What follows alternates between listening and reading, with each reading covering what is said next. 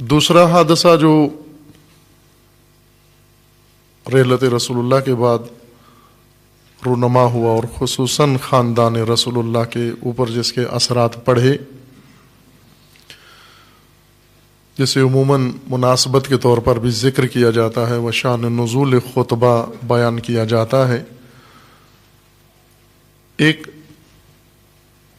زمین تھی جس کے اندر نخلستان تھا، کھجوروں کے درخت تھے۔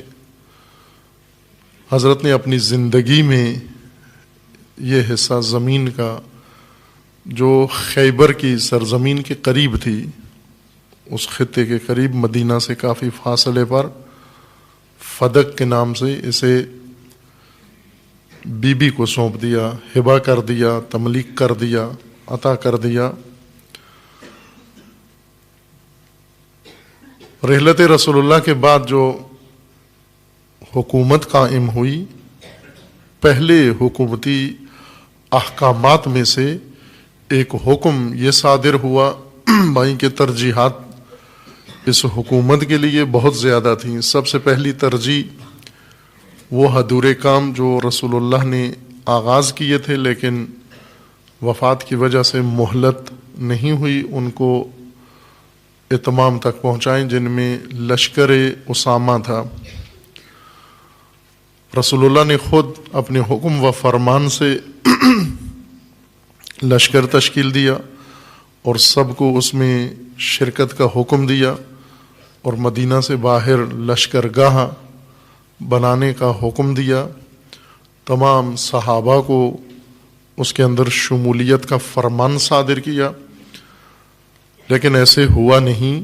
وہ لشکر حضرت کی زندگی میں روانہ نہیں ہو سکا، اور حضرت نے حکم دیا تھا کہ اسے فی الفور روانہ کیا جائے، لیکن بیماری کی وجہ سے، رسول اللہ کی بیماری کی وجہ سے بعض مائل نہیں ہوئے اس لشکر میں شرکت کے لیے اور اس معرکے میں اور غزوہ میں شریک ہونے کے لیے، اور وہ لشکر اسی طرح ادھورا منتظر رہا۔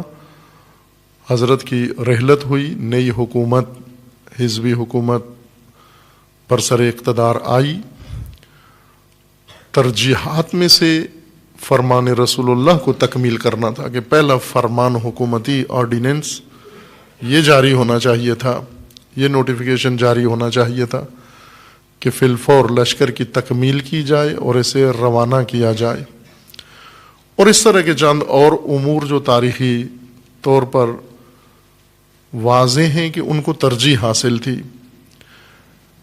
ان احکامات کے صدور کے بجائے حکم صادر یہ ہوا کہ وہ باغ فدق یہ جناب سیدہ سے واپس لیا جائے، حکومتی ملکیت میں آ جائے۔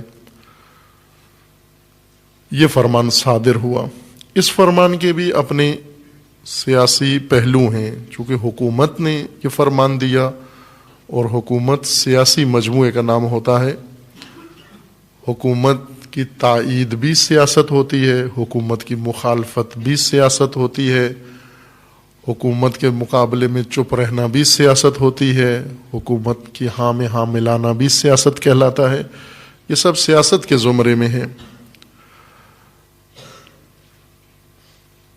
اس حکم کا سیاسی پہلو تھے، اور وہ یہ کہ واضح بات ہے کہ وہ خاندان جو مدعی بھی ہے اور لوگوں کے ذہنوں کے اندر خصوصاً خطبہ رسول اللہ کے بعد، خطبہ غدیر رسول اللہ کے بعد سب اذہان آمادہ ہیں امیر المومنین کے اعلان حکومت کے لیے۔ اور رسول اللہ نے اپنی زندگی میں جتنا اہتمام کیا اہل بیت کی شان کے لیے، امیر المومنین کی ذات کی فضیلت بیان کرنے کے لیے، جناب سیدہ کا مقام امت کے سامنے جس اہتمام کے ساتھ بیان فرمایا، اس کے مطابق سارے اذہان متوقع تھے کہ وہ متوجہ تھے کہ یہ اعلان ہوگا، لیکن ایسے ہوا نہیں۔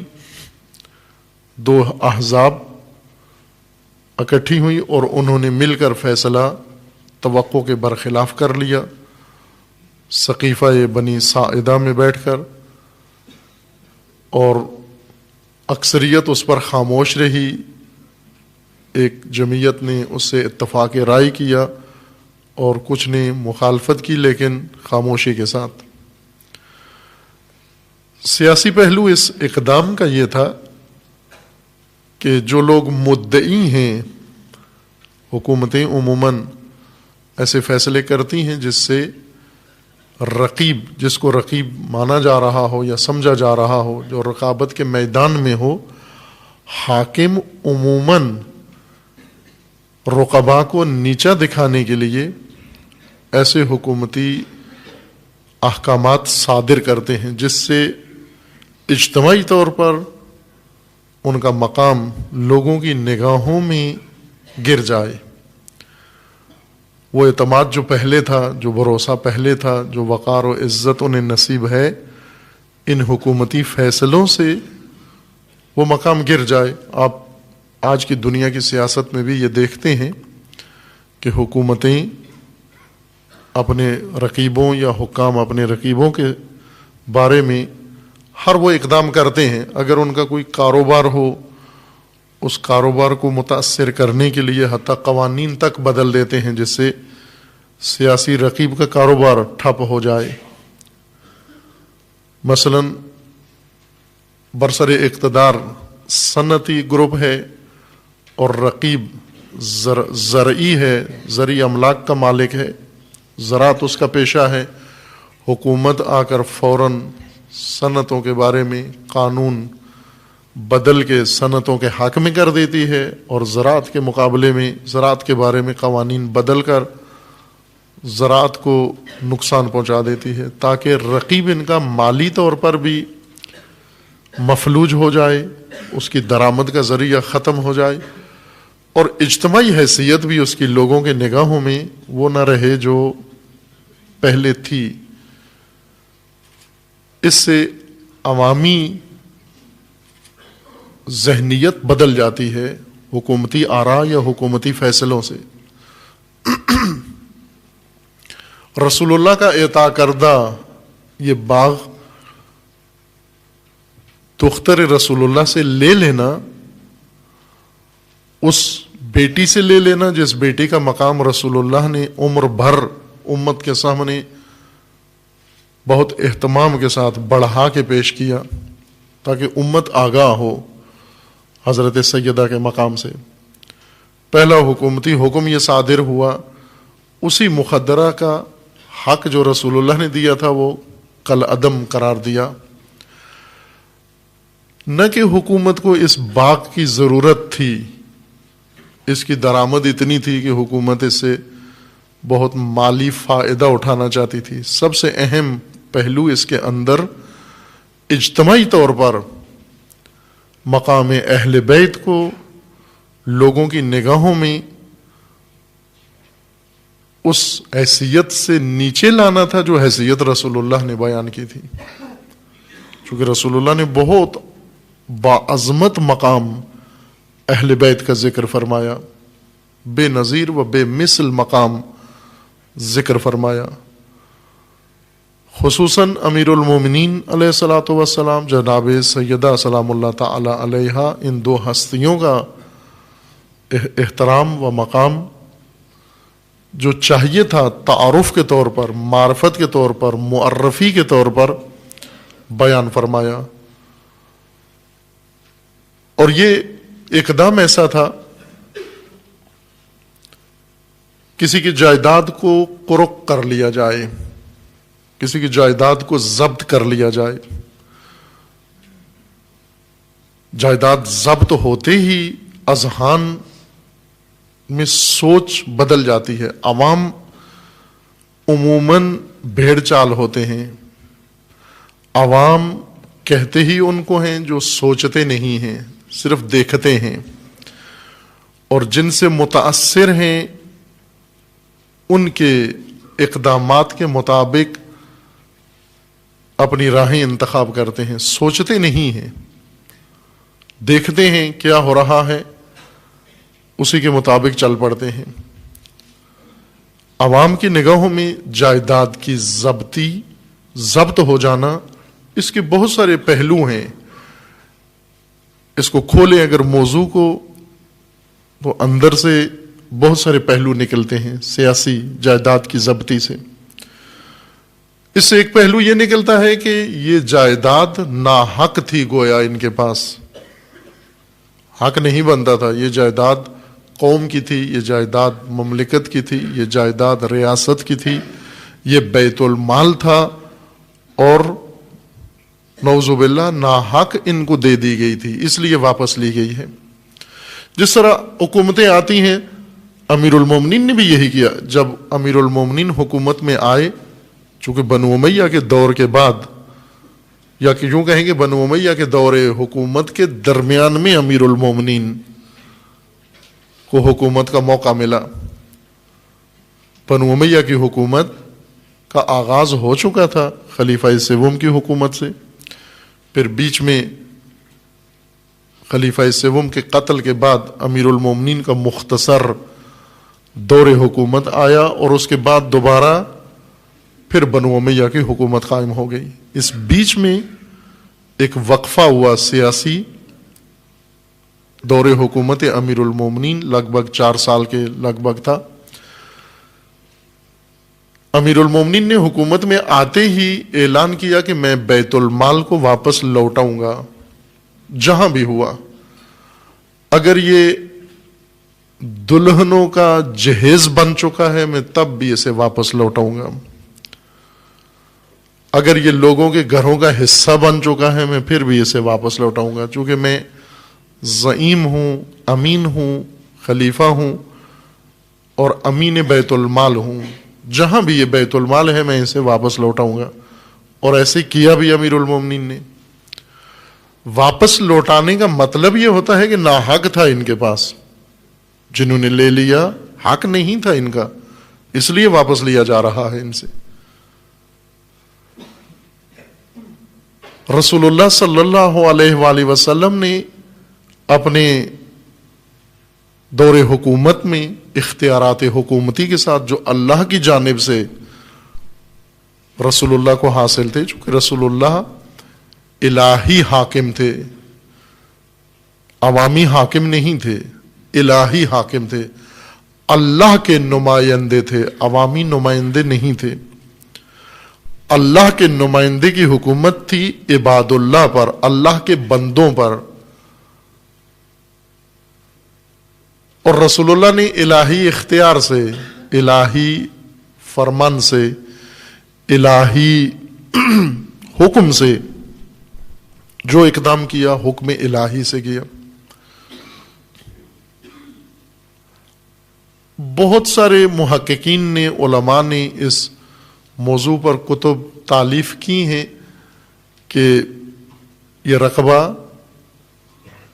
جو رسول اللہ نے عطا فرمایا جناب سیدہ کو کس باب سے تھا، کس عنوان کے تحت تھا. ہبہ تھا، تملیک تھا، عاریہ تھا، کس عنوان سے یہ رقبہ بی بی کے حوالے کیا، تاکہ ہم یہ دیکھیں کہ حکومت نے جو واپس لے لیا اس کا جواز بنتا ہے یا نہیں بنتا. لیکن یہ بات مسلم ہے کہ رسول اللہ نے عطا فرمایا، یہ حق جناب سیدہ کو رسول اللہ نے عطا فرمایا. اب یہی کافی ہے، صاحب شریعت نے حکم خدا سے یہ حق بی بی کو دے دیا، جناب سیدہ کو عطا فرمایا، اور حکومت نے آ کر وہ واپس لے لیا. یہاں بہت ساری چیزیں زیر سوال آ جاتی ہیں، اور یہی سوالات اٹھانے کے لیے سیاسی اقدامات ہوتے ہیں. یہ سوالات لبوں پہ نہیں آتے، ذہنوں میں ہوتے ہیں. جو سوال لب پہ آ جائیں وہ اتنے اہم سوال نہیں ہوتے، جو سوال ذہنوں میں گھومتے رہیں اور گونجتے رہیں وہ سوال بہت اہم ہوتے ہیں. اصل لوگوں کی رائے وہ سوالات بناتے ہیں جو دلوں میں اٹھائے جاتے ہیں، جو ذہنوں میں پیدا کیے جاتے ہیں، لیکن کوئی وہ سوال لب پہ نہیں لاتا. ہر ایک اپنے دل کے اندر سوچتا ہے کہ اگر یہ اقدام درست ہے تو پھر پہلا اقدام وہ درست نہیں ہو سکتا. اگر پہلا اقدام درست تھا تو پھر یہ اقدام درست نہیں ہے. اگر یہ جائیداد لے لینا درست ہے تو اس کا مطلب ہے دینا نعوذ باللہ درست نہیں تھا. اگر دینا درست تھا تو پھر لینا واپس درست نہیں ہے. یہ سوال کسی کے لب پہ نہیں آیا اور آتا بھی نہیں ہے. ان سوالوں کی نوعیت ایسے ہوتی ہے، بعض اقدامات سے ذہنوں میں سوال آتے ہیں، کوئی حادثہ ہو جاتا ہے اور سب کے ذہنوں میں ایک سوال آتا ہے کہ اس حادثے کا تعلق فلاں گروہ سے ہے، فلاں شخصیت سے ہے، فلاں محکمے سے ہے، لیکن کوئی یہ سوال لب پہ نہیں لاتا. آج کے اس ماڈرن دور میں، میڈیا کے دور میں، مہارت، جرنلزم کی مہارت یہ ہے کہ ذہنوں میں ایسے ہی سوالات، مطلوبہ سوالات اٹھائے جائیں. باقاعدہ سوال بنا کر نہیں پیش کیے جاتے. جیسے عموماً علمی سوال ہوتے ہیں، علمی سوالات سوال بنا کر پوچھے جاتے ہیں، لیکن سیاسی اجتماعی سوالات اٹھنے کا ماحول بنایا جاتا ہے. بس سوال خود اٹھ جاتا ہے، لب پہ نہیں آتا، اور یہ سوال ہی سوال اٹھانے والوں کی نیت کو پورا کر دیتا ہے کہ وہ یہ سوچیں کیوں ہوا، کیسے ہوا، کس نے کیا. اہل بیت کا جو مقام رسول اللہ نے بیان فرمایا تھا اور قرآن کریم میں جس کے لیے آیات موجود ہیں، وہ مقام ہر ایک کے لیے خطر تھا. یہ نہیں ہو سکتا کہ مقبول کوئی اور ہو، محترم کوئی اور ہو، اختیار کسی اور کے پاس ہو. خصوصاً زیرک سیاستدان، چالاک سیاستدان، انہیں معلوم ہوتا ہے کہ جب تک رقیب لوگوں کی نگاہوں سے گر نہ جائے، خطرہ ٹلتا نہیں ہے، منڈلاتا رہتا ہے. پس اس فیصلے کے پیچھے ایک سیاسی تدبیر کار فرما تھی. معاملہ فقط جائیداد کا نہیں تھا، دونوں طرف سے، نہ حکومت کی جانب سے اور نہ جناب سیدہ کی جانب سے. اگرچہ سامنے موضوع جائیداد ہی تھا، لیکن نہ حکومت اس کے جائیداد ہونے میں دلچسپی تھی اور نہ جناب سیدہ کو بے حیثیت جائیداد وہ رقبہ مطلوب تھا یا حساسیت جناب سیدہ کی فقط اس کے جائیداد ہونے کے متعلق تھی. چونکہ بہت واضح تھا کہ اصل ماجرا اور ہے، اس لیے جناب سیدہ نے اس فرصت کو غنیمت جانا. جیسے ایک ضابطہ ہے، قانون ہے جو بعض بزرگان دین نے زیادہ بیان کیا ہے، جیسے امام راحل امام خمینی رضوان اللہ تعالی علیہ و رہبر معظم اس نقطے کو بارہا بیان فرما چکے ہیں کہ جب دشمن کی جانب سے، مخالفین کی جانب سے آپ کے لیے مصیبتیں گھڑی جاتی ہیں، ان مصیبتوں کو فرصتوں میں بدل دو. فرصت عربی اصطلاح کے مطابق، نہ اردو میں فرصت فارغ وقت کو کہتے ہیں جس میں کوئی کام نہ ہو. پوچھتے بھی ہیں فرصت ہے، کہتے نہیں ہیں، مصروف ہوں بہت. فرصت مصروفیت کے مقابلے میں استعمال کی جاتی ہے ضد کے طور پر. اگر آپ کسی کو بلائیں یا کہتے ہیں جی میرے پاس فرصت نہیں ہے، معذرت کے ساتھ میرے پاس فرصت نہیں ہے، یعنی میں فارغ نہیں ہوں، کام میں مصروف ہوں، یہ اردو فرصت ہے. عربی میں فرصت اس معنی میں نہیں ہے. عربی زبان میں فرصت موقع کو کہتے ہیں، ایسا موقع جہاں پر انسان، ایسا بہترین وقت اور موقع جہاں مقصد تک پہنچنے کے لیے سارے اسباب اور شرائط فراہم ہوں اور انسان اقدام کر کے اپنا مقصد فی الفور حاصل کر لیتا ہے. عربی زبان میں فرصت اس کو کہتے ہیں. روایات میں بھی ہے کہ فرصتوں کو غنیمت سمجھو.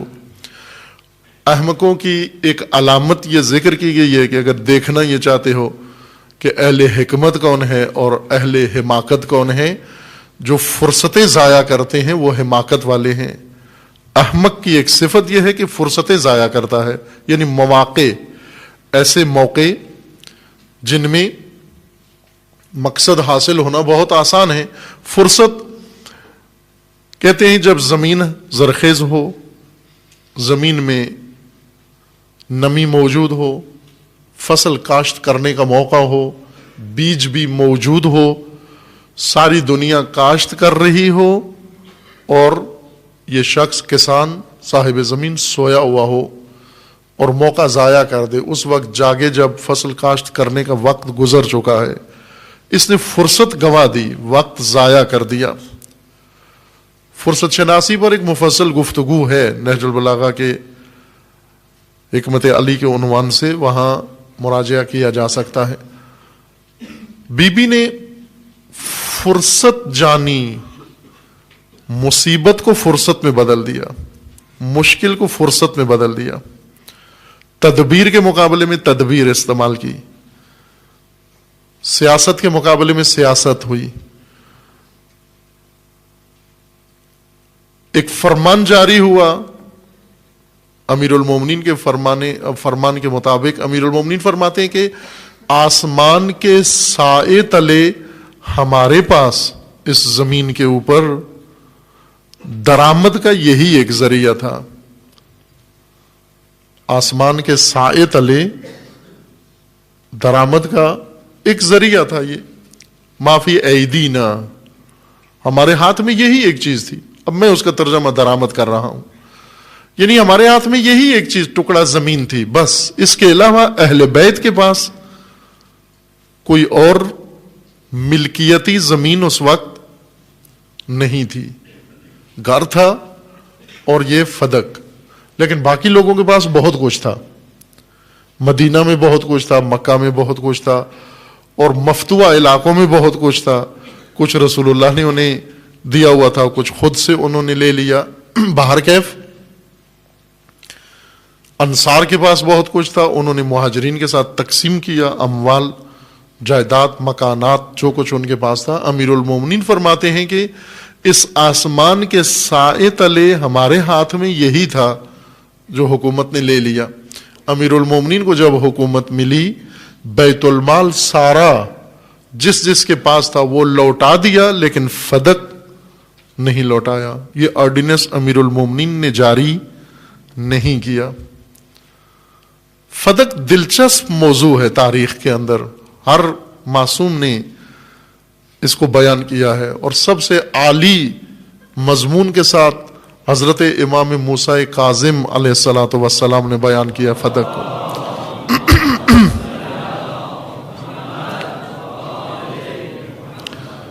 امام ہفتم فرماتے ہیں کہ جب ہارون الرشید اپنی سخاوت دکھا رہا تھا اور اس نے اعلان کیا کہ بنو امیہ نے جو کچھ لوٹا ہے، جس کا بھی امت کا مال، سامان، جائیداد، وہ آئے سرکاری دفاتر میں آ کر نام لکھوائے، ہم اس کی لوٹی ہوئی جائیداد، مال، دولت، پیسہ سب کچھ واپس کریں گے. سب لوگ آئے، جیسے عموماً حکومتیں اعلان کرتی ہیں سیلاب میں جس کا نقصان ہوا آ جائے.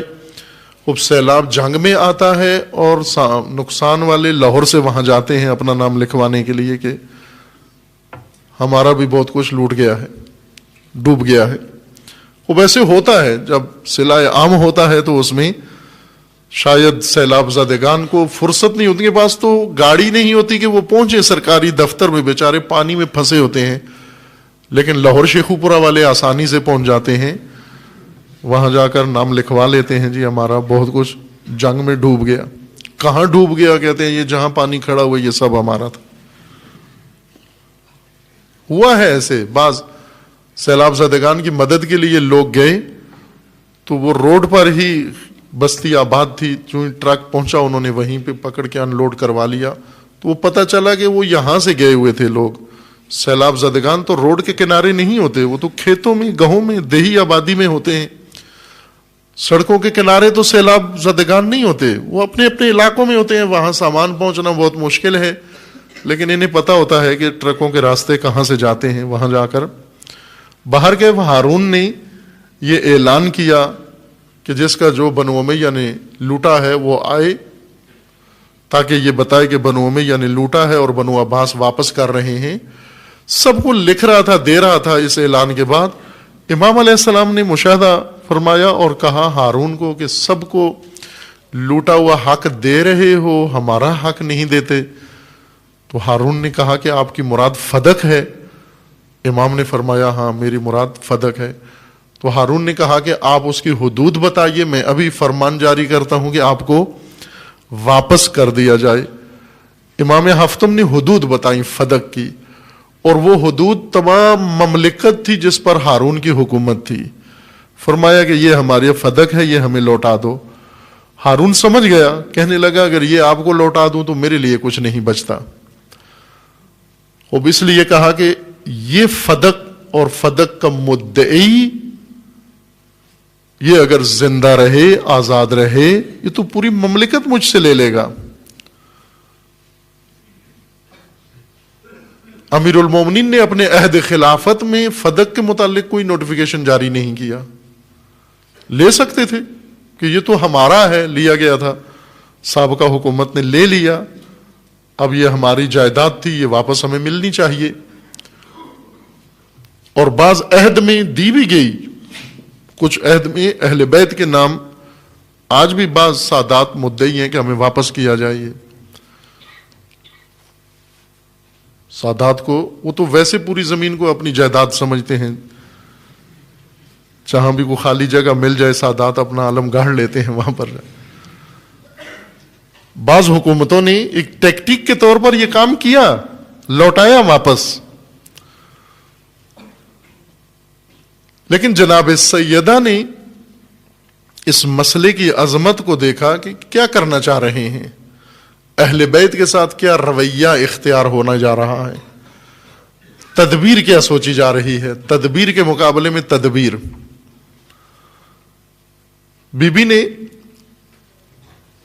اقدام کیا، اور اس اقدام کا ایک حصہ خطبہ ہے، اس اقدام کا ایک حصہ دعوت ہے، اس اقدام کا ایک حصہ گفتگو ہے مختلف لوگوں کے ساتھ، ایک ایک شخص کے ساتھ۔ اس اقدام کا ایک حصہ خواتین انصار کے ساتھ گفتگو ہے، اس اقدام کا ایک حصہ قبر نبی پہ جا کر عزاداری ہے، اسی اقدام کا ایک حصہ تھا۔ یہ سب تدبیر تھی سیدہ کی، اور اسی اقدام و تدبیر کا ایک حصہ وصیت ہے اپنے کفن و دفن کے بارے میں جناب سیدہ کی۔ یہ سب اس تدبیر کا حصہ ہے۔